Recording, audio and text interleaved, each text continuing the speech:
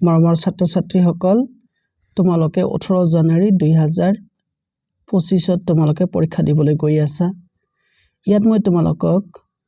কিছুমান ইম্পৰ্টেন্ট কথা ক'ব বিচাৰিছো যাতে পৰীক্ষা হলত গৈ তোমালোকে অসুবিধাৰ সন্মুখীন নোহোৱা নাম্বাৰ 1 তোমালোকে সময় চাবৰ কাৰণে যি ঘড়ী ব্যৱহাৰ কৰিবা সেইটো তোমালোকে স্মাৰ্ট ওৱাচ নলবা সাধাৰণ ঘড়ী লবা তোমালোকৰ ঘড়ী বা সময় চোৱাটো তাত খুবেই বাঞ্ছনীয় গতিকে তোমালোকে ঘড়ী লৈ যাবা কিন্তু সাধাৰণ ঘড়ী লবা দ্বিতীয়তে তোমালোকে কোনো জিগজেগ ড্ৰেছ নিপিন্ধি তাত তোমালোকে স্কুল ইউনিফৰ্ম পিন্ধি যাবা কিয়নো ইউনিফৰ্মত যেতিয়া তোমালোকৰ ইনভিজিলেটৰ বিলাকে চাব তেতিয়া তোমালোকৰ প্ৰতি এটা ইমপ্ৰেছন ভাল হ'ব আৰু তোমালোকক হয়তো সহায় কৰিব পাৰে তোমালোকৰ পিয়াহ নিশ্চয় লাগিব কিন্তু এই পানী খাবৰ কাৰণে বাহিৰত যাওঁতে যিখিনি সময় নষ্ট হ'ব হেতু তোমালোকৰ কাৰণে খুব ক্ষতিকাৰক হ'ব সেই কাৰণে তোমালোকে তাত পানীৰ বটল লৈ যাবা কিন্তু সাৱধান হেতু ট্ৰান্সপাৰেন্ট হ'ব লাগিব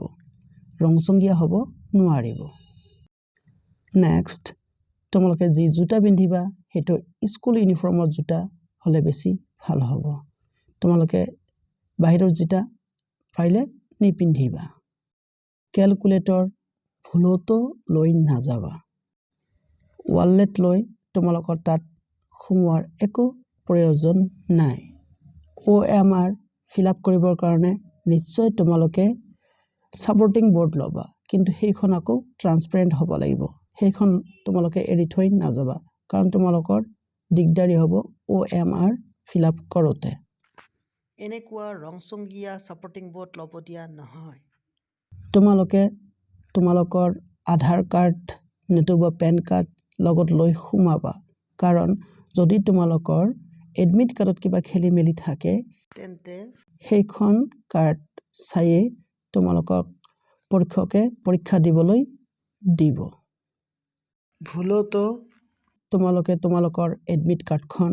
এৰি থৈ নাযাবা নহলে তোমালোকে পৰীক্ষাত সোমাব নোৱাৰিবা সেইখিনি কথা ভালদৰে লক্ষ্য ৰাখিবা